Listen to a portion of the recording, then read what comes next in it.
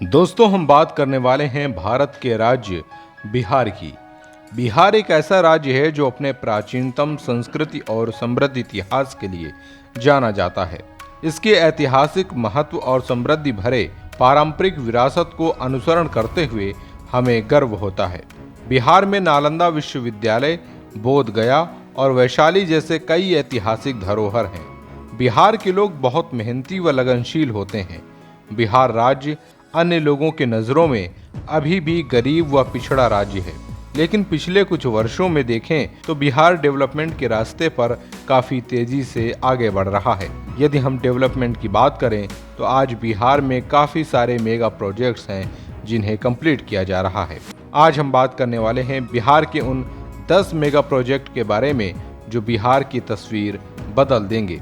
पर आगे बढ़ने से पहले आप सभी लोग हमेशा की तरह वीडियो को लाइक और शेयर करें, और यदि आप चैनल पर नए हैं तो चैनल को सब्सक्राइब अवश्य करें। इस लिस्ट में नंबर 10 पर है न्यू 6 लेन ब्रिज। दोस्तों, इस ब्रिज के बारे में आपको बता दें, ये गंगा नदी पर बनने वाला ब्रिज पटना के दीघा से सारण के सोनपुर तक रेल कम रोड ब्रिज के पैरेलल रन करेगा, जिसे 6 लेन केबल ब्रिज के रूप में डेवलप किया जाएगा। इस ब्रिज की लंबाई 4.5 किलोमीटर है।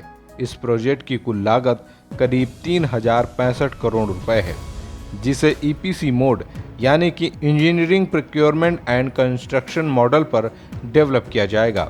इस ब्रिज का मुख्य उद्देश्य बिहार के उत्तर और दक्षिण बंदरगाहों के बीच तेज आवागमन और बेहतर कनेक्टिविटी शामिल है। ये पुल नॉर्थ और साउथ बिहार को जोड़ने का काम करेगा। इससे 5 घंटे का सफर 3 घंटे में पूरा होगा। इसके साथ ही ये 6 लेन पुल बुद्ध सर्किट को भी कनेक्ट करेगा और वहीं पटना से उत्तर बिहार को जोड़ने वाले दूसरे पुल जेपी सेतु और महात्मा गांधी सेतु पर वाहनों का लोड कम करेगा। ये ब्रिज पूरे क्षेत्र के सामाजिक आर्थिक विकास को बढ़ावा देगा। इस लिस्ट में नंबर 9 पर है राजगीर अंतर्राष्ट्रीय क्रिकेट स्टेडियम।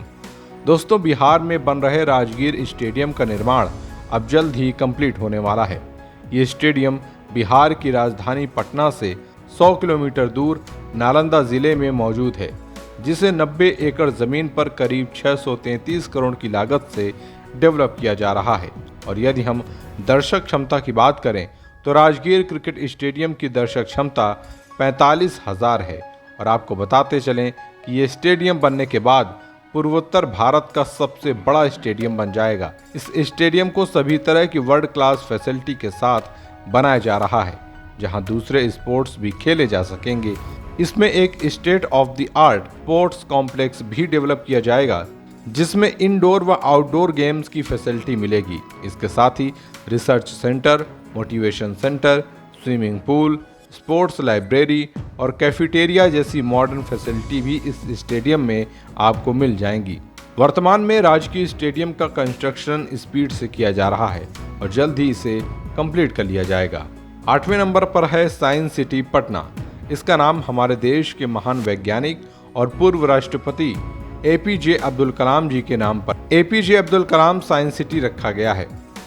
राजेंद्र नगर में मोइनुल हक स्टेडियम के पास 21 एकड़ जमीन पर 36,000 वर्ग मीटर में लगभग 500 करोड़ रुपए की लागत से साइंस सिटी बनने से लोगों के बीच विज्ञान को बढ़ावा देने और लोकप्रिय बनाने के साथ साथ शानदार वैज्ञानिक विकास विकसित करने में मदद मिलेगी।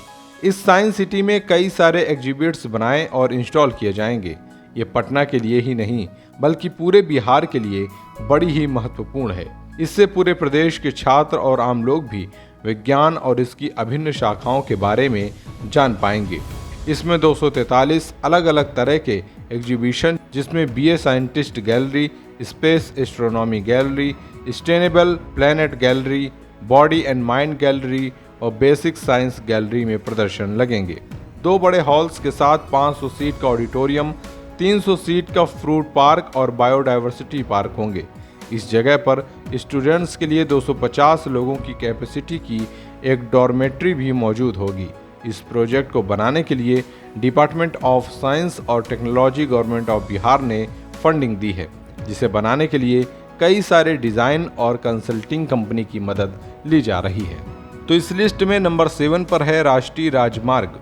वैसे तो काफ़ी सारे हाईवे प्रोजेक्ट हैं जिन पर बिहार में काम चल रहा है, लेकिन हम बात करेंगे उन हाईवे प्रोजेक्ट की जिनकी आधारशिला हाल ही में पीएम मोदी जी ने रखी थी। इसमें आमद से ग्राम शिवरामपुर तक 55 किलोमीटर का नेशनल हाईवे, दूसरा शिवरामपुर से रामनगर तक 54 किलोमीटर लंबा नेशनल हाईवे, तीसरा ग्राम कल्याणपुर से ग्राम बलभद्रपुर तक 47 किलोमीटर लंबा नेशनल हाईवे और लास्ट वाला बदरपुर से बेला नवादा तक 42 किलोमीटर लंबा नेशनल हाईवे का निर्माण शामिल है। ये सभी हाईवे ग्रीनफील्ड नेशनल हाईवे हैं जिन्हें 4 लेन के साथ डेवलप किया जाएगा, यानी कि एकदम नए रूट के साथ इस नेशनल हाईवे का निर्माण किया जाएगा। इसके अलावा दानापुर बीटा सेक्शन से 25 किलोमीटर लंबा 4 लेन एलिवेट कॉरिडोर और बीटा कोइलवर सेक्शन के मौजूदा 2 लेन से 4 लेन का अपग्रेड शामिल है। इन रोड प्रोजेक्ट की मदद से कनेक्टिविटी में सुधार होगा, यात्रा का समय कम होगा और पर्यटन को बढ़ावा मिलेगा। अब नंबर 6 पर है दरभंगा एयरपोर्ट। दोस्तों, दरभंगा एयरपोर्ट बिहार के दरभंगा में एक डोमेस्टिक एयरपोर्ट है। ये शहर के बाहरी इलाके में नेशनल हाईवे 105 और नेशनल हाईवे 57 के पास मौजूद है, जो दरभंगा से होकर गुजरता है। इस एयरपोर्ट को एयरपोर्ट अथॉरिटी ऑफ इंडिया द्वारा ऑपरेट किया जाता है, जिसकी कमर्शियल फ्लाइट 8 नवंबर 2020 में शुरू हुई थी और अब इसे इंटरनेशनल एयरपोर्ट के तर्ज पर एक्सपेंड किया जा रहा है। 25 मई 2024 को दरभंगा एयरपोर्ट पर नया टर्मिनल बन जाने से कुल आकार 3100 स्क्वायर फीट मीटर का हो गया है। टर्मिनल में यात्रियों के लिए सभी बुनियादी सुविधाएं उपलब्ध हैं। नया टर्मिनल बनने के पश्चात सिविल एन्क्लेव के डिपार्चर व अराइवल पार्ट में 660 यात्रियों के बैठने की सुविधा मिल पाएगी। यात्री टिकट चेकिंग के लिए 11 काउंटर बन गए हैं। पूरे भवन में 6 शौचालय, 1 CCTV security room, 1 VIP lounge, 1 child care, 1 सुरक्षाकर्मी कक्ष, 4 retail space, 2 conveyor belt, 2 baggage X ray machine, 4 security check spot आदि की सुविधा उपलब्ध कराई गई है। उम्मीद की जा रही है कि दरभंगा एयरपोर्ट का पूरा कार्य 2026 तक कर लिया जाएगा। अगर आप भी दरभंगा शहर से हैं तो हमें कमेंट में ज़रूर बताएं। अब नंबर 5 पर है यूनिटी मॉल। दोस्तों, हाल ही में हमारे देश के प्रधानमंत्री श्री नरेंद्र मोदी जी ने बिहार की ज़मीन पर इस नए मॉल की आधारशिला रखी है। ये मॉल बिहार के पटना में 200 करोड़ से ज़्यादा की लागत के साथ डेवलप किया जाएगा। इस प्रोजेक्ट की कल्पना एक state of the art facility के रूप में की गई है। यहाँ 36 बड़े स्टॉल राज्यों और संघ शासित प्रदेशों के लिए होंगे और 38 छोटे स्टॉल हर बिहार के ज़िले के लिए होंगे। एकता मॉल स्थानीय विनिर्माण और एक जिला एक उत्पाद के प्रोत्साहन को बढ़ावा देगा, जिसमें बिहार और भारत के भौगोलिक सूचकांक यानी जीआई उत्पाद और हस्तशिल्प उत्पादों का प्रचार होगा। इस प्रोजेक्ट से राज्य में रोजगार के निर्माण, बुनियादी ढांचे के विकास और निर्यात का बढ़ावा होगा। इस मॉल के बन जाने से महत्वपूर्ण सामाजिक आर्थिक लाभ होने की उम्मीद है, जिसमें रोजगार सृजन, बुनियादी ढांचे का विकास और राज्य से एक्सपोर्ट में ग्रोथ शामिल है। इस लिस्ट में नंबर 4 पर है बिहार के रेलवे स्टेशन। दोस्तों, भारतीय रेलवे, जिसे दुनिया की सबसे बिजी और सबसे पुराने रेलवे सिस्टम के रूप में जाना जाता है, लगभग रोज 2 करोड़ 30 लाख लोग भारतीय रेल के जरिए सफर करते हैं, इसलिए इसे देश की लाइफलाइन भी कहते हैं। लगभग 1,48,000 वर्ग किलोमीटर के रेलवे ट्रैक और 750 रेलवे स्टेशन के साथ भारत आज रूस, अमेरिका और चाइना के बाद दुनिया का चौथा सबसे बड़ा रेल नेटवर्क वाला देश है। भारतीय रेलवे हर दिन 13,000 से अधिक ट्रेनों का संचालन करती है, जो पूरे देश में 7,325 स्टेशनों को जोड़ती है, लेकिन इन स्टेशनों पर लोड लगातार बढ़ता जा रहा है। रेलवे स्टेशनों को अब अमृत भारत योजना के तहत रीडेवलप किया जा रहा है, जिसका मकसद स्टेशन को एक्सपेंड और रीडेवलप करके वर्ल्ड क्लास फैसिलिटी दी जा सके और इसी स्कीम के तहत 553 स्टेशनों को रीडेवलप करने की आधारशिला रखी है, जिसमें बिहार के 33 स्टेशन शामिल हैं। इन स्टेशनों की डिज़ाइन लोकल कल्चर, हेरिटेज और आर्किटेक्चर को प्रमोट करेगी और इसमें मिलने वाली मॉडर्न पैसेंजर एमिनिटीज जैसे कि waiting room plaza, beautiful landscapes, intermodal connectivity, passenger information system, parking kits, play area और फूड कोर्ट जैसी मॉडर्न फैसिलिटी मिलेगी। इन स्टेशनों को पर्यावरण अनुकूल और दिव्यांग अनुकूल के रूप में रीडेवलप किया जाएगा। अब नंबर 3 पर है पटना मेट्रो स्टेशन। दोस्तों, पटना मेट्रो भारत के पटना शहर में बनाई जा रही एक रैपिड ट्रांजिट सिस्टम है, जिसका निर्माण कार्य 5 फेज में पूरा किया जाएगा। वर्तमान में पटना मेट्रो का फेज 1 30.91 किलोमीटर के साथ अंडर कंस्ट्रक्शन है। इस फेज में 2 लाइन का निर्माण कार्य 24 मेट्रो स्टेशन के साथ किया जा रहा है।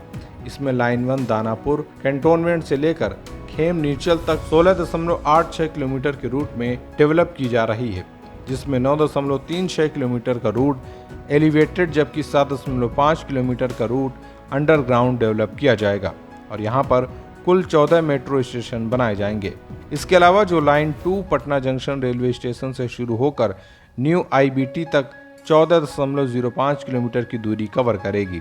इस लाइन में 6 किलोमीटर का पार्ट एलिवेटेड जबकि 8 किलोमीटर का पार्ट अंडरग्राउंड होगा और इस लाइन में कुल 12 मेट्रो स्टेशन डेवलप किए जाएंगे। और यदि हम पटना मेट्रो के फ्यूचर फेज की बात करें तो पटना मेट्रो का दूसरा फेज बाईपास चौक मीठापुर से ट्रांसपोर्ट नगर होते हुए दीदारगंज के बीच, तीसरा फेज अनीसाबाद होते हुए बाईपास चौक मीठापुर से फुलवारी शरीफ एम्स तक और चौथा फेज दीदारगंज से फतुहा जंक्शन तक प्रपोज्ड है।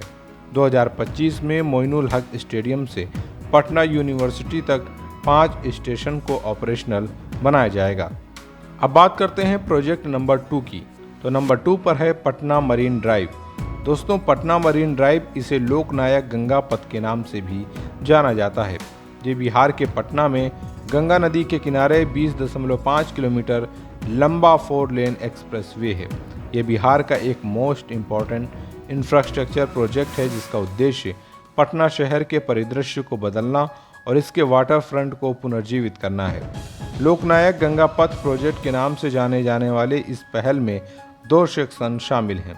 इसमें 6.5 किलोमीटर का ग्रेड सेक्शन है और 14 किलोमीटर का एलिवेटेड सेक्शन आता है, जो दीघा को गंगा नदी किनारे कच्ची दरगाह से जोड़ता है। इस प्रोजेक्ट को 3 फेज में डिवाइड किया जाएगा, जहां वर्तमान में पहला और दूसरा फेज कंप्लीट हो चुका है, जबकि तीसरे और आखिरी फेज को साल 2024 में कंप्लीट होने की उम्मीद है। यदि हम इसके पहले फेज की बात करें तो इसका पहला फेज दीघा से लेकर पटना मेडिकल कॉलेज और हॉस्पिटल के बीच 6.5 किलोमीटर की दूरी कवर करता है। इस फेज का उद्घाटन 24 जून 2022 को किया गया था, जबकि दूसरे फेज का उद्घाटन 14 अगस्त 2023 को किया गया और इस फेज में पटना मेडिकल कॉलेज और हॉस्पिटल से गाय घाट तक 5 किलोमीटर की दूरी कवर होती है और इस फेज में रोड को फतुहा तक 18 किलोमीटर तक बढ़ाया गया है। वर्तमान में पटना मरीन ड्राइव के तीसरे फेज का कंस्ट्रक्शन चल रहा है, जो गाय घाट से दीदारगंज के बीच 9 किलोमीटर की दूरी कवर करता है। और यदि हम इस प्रोजेक्ट में आने वाले खर्च की बात करें तो रोड के कंस्ट्रक्शन और एलिवेशन वर्क पर 2,770 करोड़, जबकि लैंड एक्विजिशन और यूटिलिटी शिफ्टिंग में 390 करोड़ खर्च किए जाएंगे। फाइनली अब बात करते हैं नंबर 1 प्रोजेक्ट की। इस लिस्ट में नंबर 1 पर है वाराणसी रांची कोलकाता एक्सप्रेसवे। दोस्तों, वाराणसी रांची कोलकाता एक्सप्रेसवे बिहार के मेगा प्रोजेक्ट में से एक है और ऐसा इसलिए क्योंकि इस एक्सप्रेसवे की मदद से बिहार वासी उत्तर प्रदेश, झारखंड और पश्चिम बंगाल आसानी से जा सकते हैं। इस एक्सप्रेसवे की लंबाई है 610 किलोमीटर और अगर हम एक्सप्रेसवे के रूट की बात करें तो ये एक्सप्रेसवे उत्तर प्रदेश के चंदौली ज़िले से शुरू होकर पश्चिम बंगाल के हावड़ा ज़िले में एंड होता है। इस रूट में एक्सप्रेसवे का 22 किलोमीटर का हिस्सा उत्तर प्रदेश में, 159 किलोमीटर का हिस्सा बिहार, 187 किलोमीटर हिस्सा झारखंड में और 242 किलोमीटर का हिस्सा पश्चिम बंगाल में आता है। बात करें बिहार वाले सेक्शन की तो 159 किलोमीटर का सेक्शन बिहार के जिन जिलों से होकर गुजर रहा है उसमें कैमूर, औरंगाबाद, रोहतास और गया जिले शामिल हैं। इसे 35,000 करोड़ की लागत से कंप्लीट किया जाएगा। इसके फर्स्ट फेज में एक्सप्रेसवे का कंस्ट्रक्शन उत्तर प्रदेश में वाराणसी रिंग रोड से बिहार के खेती गांव तक किया जाएगा, जहां वर्तमान में भूमि अधिग्रहण कंप्लीट होकर इसका कंस्ट्रक्शन शुरू हो चुका है और इस एक्सप्रेसवे को पूरी तरह से 2027 तक कंप्लीट करने का प्लान है। तो दोस्तों, ये थे बिहार के 10 टॉप 10 मेगा प्रोजेक्ट। इनमें से किस प्रोजेक्ट का आपको इंतज़ार है, कमेंट में उसका नाम लिखिए और यदि आपको वीडियो पसंद आई हो तो इसे ज़्यादा से ज़्यादा शेयर करें। धन्यवाद।